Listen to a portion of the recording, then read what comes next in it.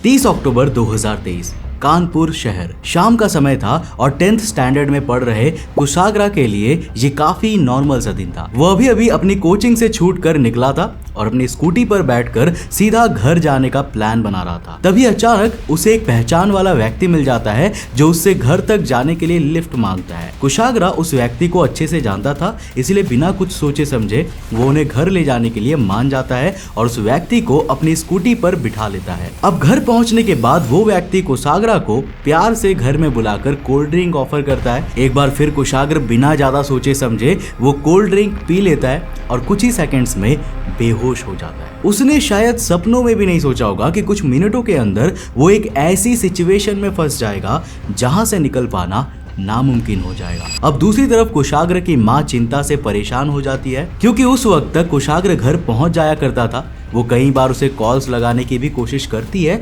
लेकिन उसका फोन भी स्विच्ड ऑफ बता रहा था। अब कुशाग्र के पिता उन्हें शांत करके कहते हैं कि वो पक्का अपने दोस्तों के साथ कहीं गया होगा और उन्हें ज्यादा चिंता करने की जरूरत नहीं है। लेकिन एक माँ का दिल तो आप सब समझ ही सकते हैं। वो तुरंत कुशाग्र के दोस्तों और कोचिंग सेंटर में कॉल लगाती है, जो उन्हें बताते हैं कि कुशाग्र तो कब का अपने वक्त से कोचिंग से निकल गया था। अब उसके सभी घर वाले टेंशन में आ जाते हैं। अगर कुशाग्र कोचिंग से निकल चुका था तो अब तक घर वापस क्यों नहीं आया था। इन सभी के बीच अचानक उन सबकी नजर बालकनी में पड़े एक लेटर के ऊपर पड़ती है, जिसमें कुछ ऐसा लिखा था जिसकी उम्मीद किसी को भी नहीं थी। कुशाग्र की माँ जब उस लेटर को खोलती है तो उनके पैरों तले जमीन खिसक जाती है। उस लेटर में लिखा था कि कुशाग्र को किडनैप कर लिया गया है और उसे छुड़वाने के लिए तुरंत 30 लाख रुपए का इंतजाम किया जाए। अब ये खबर जैसे ही कुशाग्र के पिता को मिलती है, वो तुरंत लखनऊ में रहने वाले अपने भाई सुमित कनोडिया को फोन लगाते हैं। पूरे घर में हड़कंप मच जाता है और कुछ ही घंटों में सारे रिलेटिव्स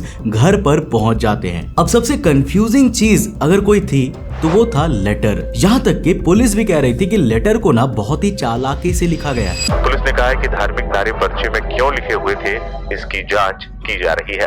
ये जो लेटर है वो अपने आप में काफी कंफ्यूजिंग है और इस लेटर में कुछ बेहद ही जरूरी सबूत छुपे हुए थे, जो दर्शा रहे थे कि इस किडनैपिंग का काम किसी घर के आदमी ने ही किया है। अब मैं यहाँ पर आपको वो पूरा लेटर पढ़ के सुना देता हूँ। मैं नहीं चाहता कि आपका त्योहार बर्बाद हो। मेरे हाथ में पैसे रखो और लड़का 1 घंटे में आपके पास होगा। हम आपको फोन करेंगे। अल्लाह अकबर। इस लड़के की गाड़ी और उसका मोबाइल दोनों अपने घर के पास वाले होटल के नीचे खड़ी है। मैं आपका नुकसान नहीं चाहता। आपसे बार बार बोल रहा हूँ कि घबराओ मत, आप अल्लाह पर भरोसा रखो। आपसे निवेदन है कि आप ये बात ना तो पुलिस, ना तो अपनी लखनऊ वाली फैमिली और ना ही अपने आसपास के किसी भी व्यक्ति को बताएं कि हमने कुशाग्र को किडनैप कर लिया है। आपके पास 2-3 दिन का समय है। आप जल्दी से 30 लाख रुपए का इंतजाम कर दीजिए और ये बात कहीं भी फैली तो इसके जिम्मेदार आप खुद होंगे। आप जल्दी से जल्दी 30 लाख का इंतजाम करो। अपने बच्चों को घर में देखो। आप पैसे लेकर रात के 2 बजे कोका कोला स्क्वायर पर मिलो। मैं पैसे लेने आऊंगा और ठीक उसके 1 घंटे बाद लड़का आपके घर में होगा। और जब पैसों का इंतजाम हो जाए तब घर के आसपास पूजन वाले झंडे लगा देना। मैं देख लूंगा और आपको कॉल करूंगा। अगर कोई भी होशियारी हुई तो उसके जिम्मेदार आप स्वयं होंगे। मेरी नजर आपके घर पर ही होगी। कोई बात अगर बाहर पता चली तो आप ध्यान रखना और आप बिल्कुल भी ना घबराओ। आपका लड़का सही सलामत घर पहुंच जाएगा और उसकी जिम्मेदारी आपके ऊपर है। अब पता नहीं शायद आपने नोटिस किया या नहीं, पर इस लेटर में क्लियरली कुशाग्र के लखनऊ वाली फैमिली के बारे में लिखा हुआ था। यानी कि किडनैपर अच्छे से ये जानता था कि कुशाग्र और उनकी लखनऊ वाली फैमिली के बीच अच्छे संबंध है। अब इस लेटर में बहुत ही चालाकी से ऐसे शब्द भी इस्तेमाल किए गए थे जिससे पता नहीं चल सके कि किडनैपर का धर्म कौन सा है और पूरे केस को एक नया एंगल मिल सके। अब बिना देरी किए कुशाग्र का परिवार तुरंत पुलिस को खबर करता है और पुलिस अपनी इन्वेस्टिगेशन शुरू करती है। कुशाग्र की फैमिली अपार्टमेंट में रहती थी, इसीलिए पुलिस सबसे पहले वहां के सिक्योरिटी गार्ड से पूछती है कि आखिर वो लेटर उनके घर तक पहुंचा कैसे। तब सिक्योरिटी गार्ड पूरी कहानी पुलिस के सामने रख देता है। अब गौर करने वाली बात यह है कि बहुत सारे इन्वेस्टिगेशंस में सिक्योरिटी गार्ड की लापरवाही से केस जल्दी सॉल्व नहीं होता, लेकिन इस बार सिक्योरिटी गार्ड की इंफॉर्मेशन से केस को एक बहुत बड़ा बूस्ट मिलता है। सिक्योरिटी वाले बताते हैं कि स्कूटी से एक लड़का मुंह पर रुमाल बांधकर सोसाइटी में आया था और कह रहा था कि ये लेटर मनीष कनोडिया को देना है। सिक्योरिटी वाले को तुरंत शक हुआ और उसने कहा कि तुम ये लेटर खुद खुद दे के आ जाओ। अब जैसे ही वो लड़का बिल्डिंग के अंदर गया, सिक्योरिटी वाले ने स्कूटी की जांच शुरू कर दी। स्कूटी का आगे वाला नंबर प्लेट ब्लैक पेंट से ढका हुआ था और पीछे वाले प्लेट को रुमाल से ढक रखा था। गार्ड ने तुरंत रुमाल हटाया और गाड़ी का नंबर नोट कर लिया। वो नंबर था UP78ED2204। रुमाल हटाने के बाद गाड़ी का नंबर UP78ED2204। ये इस केस की सबसे बड़ी जानकारी थी, क्योंकि इसके बाद सारे राज एक एक करके खुलते चले जाएंगे। देखो, इन्वेस्टिगेशन के बाद ये पता चला कि ये स्कूटी और किसी की नहीं बल्कि रचिता वत्स की है, जो कुशाग्र की ट्यूशन टीचर थी। ये सेम स्कूटी चलाते हुए कई लोगों ने रचिता को देखा था, और तो और सोसाइटी के कैमरे में भी ये स्कूटी कैप्चर हुई थी। कुशाग्र के घर वालों ने सोचा भी नहीं था कि रचिता का नाम इस केस में आ जाएगा। रचिता ना सिर्फ कुशाग्र की ट्यूशन टीचर थी, बल्कि वो उनकी फैमिली से भी काफी ज्यादा क्लोज थी। और सबसे परेशान करने वाली बात यह है कि कुशाग्र के किडनैपिंग की हर चीज की लेटेस्ट अपडेट रचिता खुद ले रही थी। पता चला? नहीं, अभी तो कुछ नहीं पता चला। आप कौन बोल रहे हैं? मैं मामा बोल रहा हूँ। अच्छा, आदि क्या बोल रहा था? कोई लेटर वेटर क्या? ये मेरा बीपी लो हो गया। अब पुलिस को एक सस्पेक्ट तो मिल गया था, लेकिन क्या हो सकता था कि रचिता के अलावा कोई और है जो उससे ये सब करवा रहा हो? रचिता का नाम सामने आने के बाद केस थोड़ा और सेंसिटिव बन गया था। रचिता को ऑलमोस्ट हर चीज की खबर थी, इसलिए अगर थोड़ी सी भी चूक होती या रचिता को शक होता तो कुशाग्र की जान खतरे में जा सकती थी। कुशाग्र के घर वालों ने तब स्मार्टली अपनी चाल चली। वो किसी बहाने से रचिता के घर गए और चालाकी से रचिता को उसकी स्कूटी के बारे में पूछा। तब रचिता ने कहा कि स्कूटी उसके बॉयफ्रेंड प्रभात शुक्ला के पास है, जो यहीं पास में रहता है। उन्होंने तब रचिता से मदद मांगी और कहा कि वो और प्रभात उनकी कुशाग्र को ढूंढने में मदद करे। कुशाग्र के घर वाले तब प्रभात के घर पहुंचते हैं और देखते हैं कि स्कूटी वहीं पर खड़ी है। एक बार फिर कुशाग्र के घर वाले अपने शक को जाहिर होने नहीं देते और बेहद ही पेशेंस से काम लेते हैं। कुशाग्र के चाचा प्रभात को रचिता की स्कूटी के साथ पास के पुलिस स्टेशन रिपोर्ट लिखवाने के नाम से ले जाते हैं, जहां पुलिस उसका इंतजार कर रही होती है। नाउ फाइनली पुलिस रचिता को भी हिरासत में ले लेती है। अब दोनों के साथ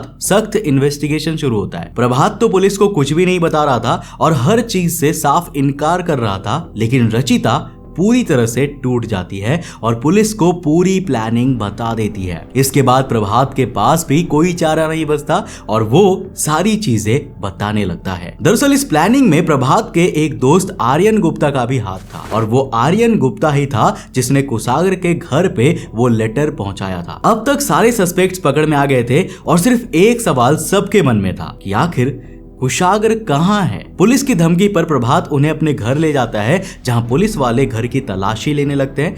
तब घर के स्टोर रूम को खोला जाता है और अंदर का नजारा देखकर सभी लोग शॉक्ड रह जाते हैं। वहीं अंदर कुशाग्र की बॉडी पड़ी हुई थी। उसके हाथ पैर रस्सी से बंधे हुए थे और उसका मर्डर रस्सी से घोंटकर किया गया था। किसी को समझ नहीं आ रहा था कि ये क्या हो गया है। ये केस तो सिर्फ किडनैपिंग का था और फिर कुशाग्र का मर्डर कैसे हो गया? पुलिस ने आसपास के सीसीटीवी फुटेजेस चेक किए और उसमें उन्हें एक और अहम सबूत मिला। दरअसल प्रभात ही वो पहचान वाला व्यक्ति था जो जानबूझकर कोचिंग के नीचे कुशाग्र से टकराया था। प्रभात के घर के पास वाले सीसीटीवी फुटेज में क्लियरली दिख रहा था कि प्रभात के पीछे पीछे कुशाग्र उसके घर में जा रहा है, लेकिन आधे घंटे के बाद प्रभात अकेले ही वहां से आता हुआ दिखाई दिया। प्रभात ने उसी वक्त कुशाग्र को रस्सी से घोंटकर मर दिया था। पुलिस और कुशाग्र के घर वालों ने ये सिचुएशन बिल्कुल भी एक्सपेक्ट नहीं किया था। अभी कुछ दिन पहले ही तो वो लेटर मिला था जिसमें लिखा था कि कुशाग्र सही सलामत है, तो आखिर प्रभात ने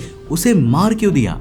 इस बात की दो थियरीज है। रचिता कुशाग्र की फैमिली से बहुत ही ज्यादा क्लोज थी। कुशाग्र की फैमिली का टेक्सटाइल बिजनेस था और वे लोग काफी अच्छे पैसे कमाते थे। रचिता और उसका बॉयफ्रेंड प्रभात कुशाग्र के घर हो रही एक पार्टी में जाते हैं और वहां की शान और शौकत देखकर उनका मन लालच से भर जाता है। प्रभात रचिता से कहता है कि हम कुशाग्र को किडनैप करके उसके घर वालों से 30 लाख रुपए मांग सकते हैं। अब उनके लिए ये रकम कुछ भी नहीं होगा और हम अपनी जिंदगी की शुरुआत एक नए सिरे से कर पाएंगे। पैसों के लालच में रचिता भी मान जाती है, लेकिन ये इस बात का जवाब नहीं देता कि आखिर प्रभात ने कुशाग्र को क्यों मारा। यहीं पर दूसरी थियरी सामने आती है। देखो, कहा जाता है कि प्रभात को लग रहा था कि रचिता और कुशाग्र के बीच कोई अफेयर चल रहा है और जेलस होकर प्रभात ने कुशाग्र का मर्डर कर दिया। पुलिस ने अब तक किसी भी ऑफिशियल स्टेटमेंट का मोटिव नहीं बताया है, लेकिन ऑलमोस्ट सभी लोग इसी बेसलेस रीजन पर बिलीव कर रहे हैं। पुलिस ने जब कॉल रिकॉर्ड्स चेक किए तो उन्हें यह पता चला कि कुशाग्र और रचिता के बीच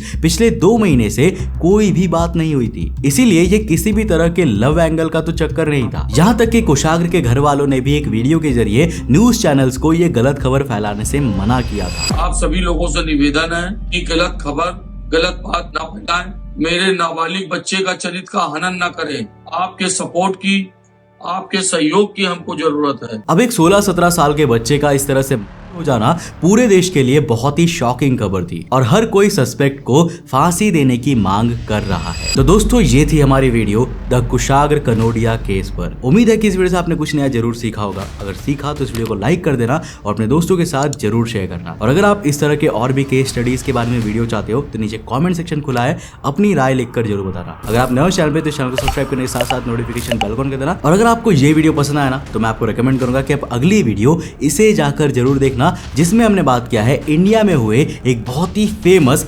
रीइंकार्नेशन स्टोरी के बारे में। दरअसल एक बच्चा था जो कि आगरा से कुछ किलोमीटर दूर के गांव में पैदा होता है, जो कि अपने आप को एक पुनर्जन्म कहता है। और वो कोई ऐसा मजाक नहीं करता, बल्कि वो एक एक चीज बिल्कुल सही बताता है जो वो पिछले जन्म में था। ये खबर इतनी बड़ी थी कि उस टाइम पर ये इंडिया में बहुत तेजी से वायरल हो गई थी।